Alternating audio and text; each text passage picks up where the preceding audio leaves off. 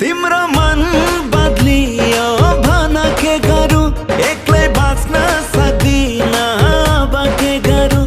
तिम्रो मन बदलियो भन के गरौँ, एक्लै बाँच्न सक्दिन अब के गरौँ।